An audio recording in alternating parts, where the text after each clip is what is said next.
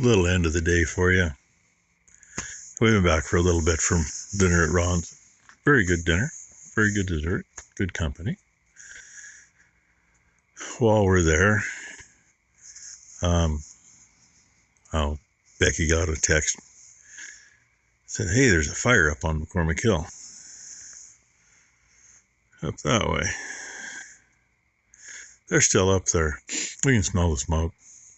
Brush fire. And just think, it wasn't that long ago that there was a foot of snow or better up there, and I think there's actually still a few patches of snow up there, even though the last couple of days have been warm.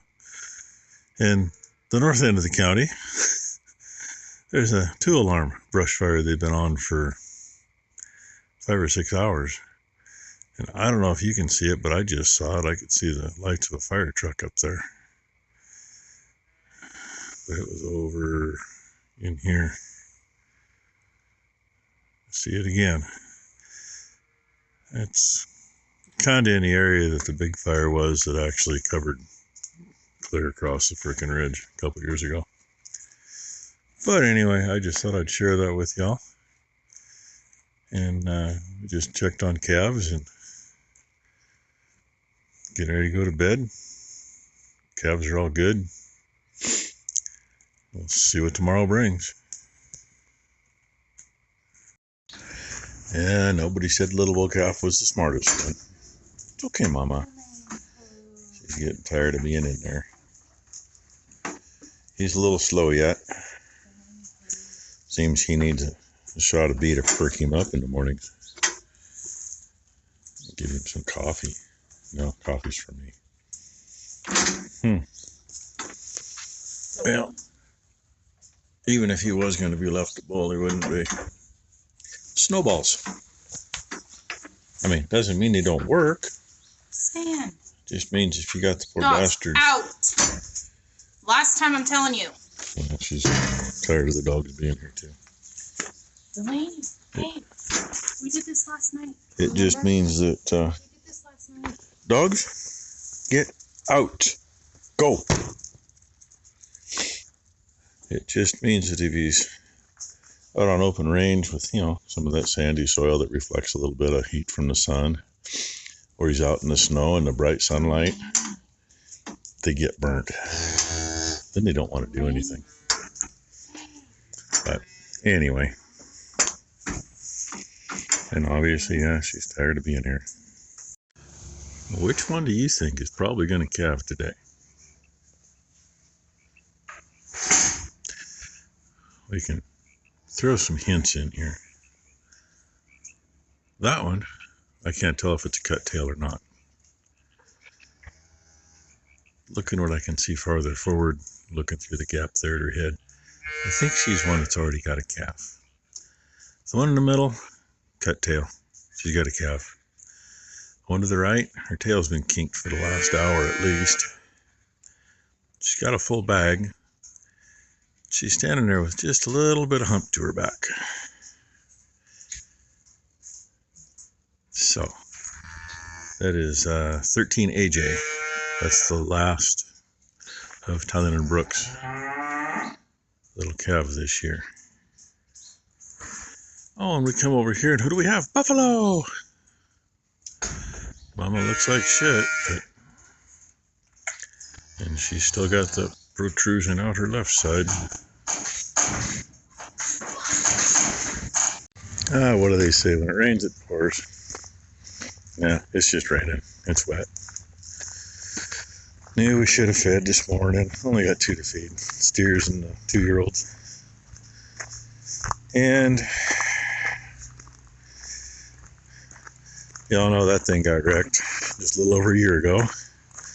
Ty's Tahoe got wrecked almost a year ago. Brooke has been borrowing the toaster from Maury. Everybody knows the toaster.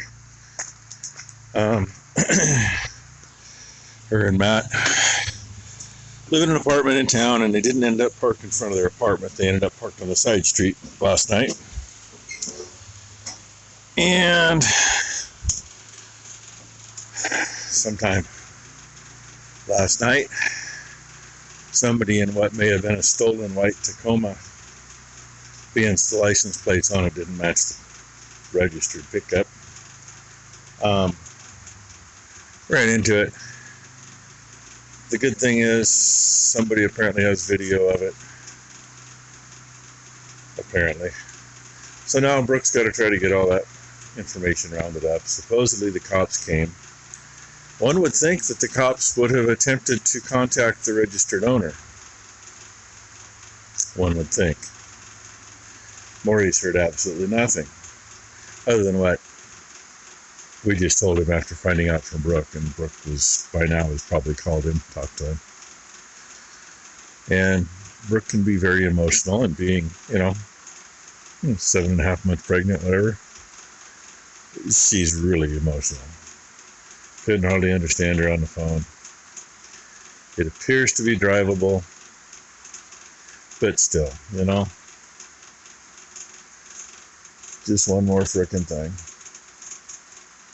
Anyway, Becky's out there waiting in the rain for me, so I need both hands to fire this thing up because right there's the ether button and keys over here. Kind of takes two. Ty said before we fed, she had hooves showing. When we went to feed, she was standing up with her head in the feeder. And there ain't no hooves showing again yet. So I'm going to see if she's going to let me figure out what's going on. Yeah, sorry for the shake, but there you go. There's two hooves showing. When Ty saw before she left to go give Brooke some emotional support, she kind of indicated both hooves were clear out. And, I got in there and one was tucked up toward her bunghole, and I slipped it so it was showing, and she wandered around, and then, yep, we kicked those two out because somebody, doink, we'll rename nameless at the moment, was being a pain in the ass. And she turned around. Where'd she go? There she is. She turned around and laid back down there in that position, which is a better position as far as I'm concerned. And if we got to get the puller in there and do it while she's laying there, that's fine. I keep drifting off, sorry. Because that tube gate opens this way, which makes it kind of handy sometimes for that. I've been in a few times to try to help her, and she's gotten up and moved around, and I think it's the one hoof is back just a little bit. The way she's laying, it's the one to the bottom. Otherwise, she'd be making better headway. And I've gotten a hold of it once, but that was a while ago. And yeah, Becky's not going to have any better luck than me unless she hurries. But she waits too long. You got to jump on it before they get moving. And we tried enticing her into the lockups with some grain, but she don't want nothing to do with that. So it might be rodeo time here in a few minutes. Well, the calf whisperer is here, so she'll stay down. Oh, it is? Okay. She's made some progress. Hopefully just grab hold tight with the hands and get somewhere. Okay. Said I could get a hold of one hoof once. Becky didn't get anywhere. Hooves are evened up now. That'll help. And how long have we really been since we started? We've been basically 3 hours plus. Before I left, she had hooves, so she hasn't made any progress. Yeah, but right after you left, there were no hooves. There weren't any hooves for an hour after that. She hasn't been laying down going at it. We can't get to her. Can't get her up in the hit block either. The gate, there's grain in here. Well, finally caught her. See how well this goes. The hoof on this side, once Ty got the chain on it, it was a pretty good pop and come loose. Nose is right inside. I wish she was loosened a little more, but she's not. I think we're going to kick her out of the, here, as soon as Ty figures this out, we're going to kick her out of the lockup so we don't break her neck. When? Pretty good pull. Calf's whooped more than anything. That's the bad thing. I'm not your cat. When they go that long. Sorry. And what you just saw Ty doing was tickle in the nose with a clean piece of straw.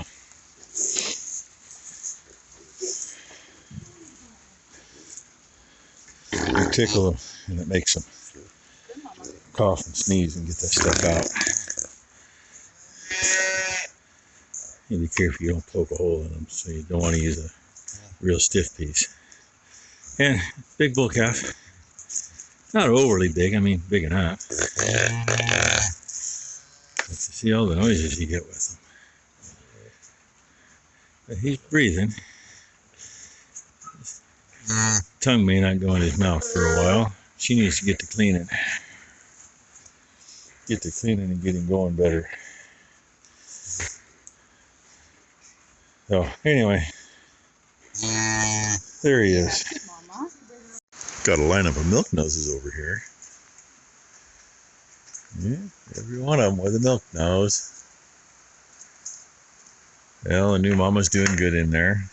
I just kicked the other cow and calf back in so they weren't out in the rain. They're currently cohabitating. By golly, I wonder who's going to be in the barn first. Anybody want to take a guess who's going to be in the barn first? Obviously, 241 just has a thing for being first. Rainy, out. Babies, we got to move. Yeah, we got to move because the gate goes here. Yeah, oh, come on, a little more, a little more. There we go. And one more that's going to be a little slow, but moved. Okay, girls. Yeah. Here we go. I think we got, yeah, see that one I just calved, that was the last one of the girls'. And I think there's 13 left. Something like that. I see a couple dirty butts. Dry. So probably past it. And there's the almighty 511C girl. One of the oldest ones in here. First one that started coming out to the feed barn anyway. I'm just going to stand here and get wet for a minute. There's the old lady, 23. She is, I actually have a date on her and it was like 2 days ago, I think. So definitely keeping an eye on her. Not that the ones we actually have dates on seem to be anywhere close to being right. And little mama there. Rainy, shut up. Just because the boys are over by the house barking. She barks, makes cows think they're not going to come in. And some of them really don't care yet. Anyway, that's the wet end to our day. And that mama's cleaning her calf up good, so give her a little while. Hopefully she gets them dried up good. It's not that cold out, it's just damp. Which isn't any good either. It's the warm and damp, they usually end up getting navel infection or, you know, an infection that sneaks in through the navel and goes farther. Or pneumonia. You all seen that. Like to get everybody all pumped back up into a 60-day calving season. There's easy ways to do that. You just go buy cows that are already bred, ready to go. But you gotta have the money to do that. And, you know, you gotta find the ones that are bred to calve when you want them to. And some people get away with that. That never happens around here though. We could probably buy a whole bunch that'd be due in June. Probably buy a whole bunch that'd be due in May. But we won't find a whole lot that are January, February. And by May and June, they got to be on pasture, and the pasture's so tall, you'll lose a cow out there with a calf. If it's an earlier one. Anyway, that's enough babbling. Hope you all had a great Sunday. Hope Monday treats everybody well. Thanks for watching.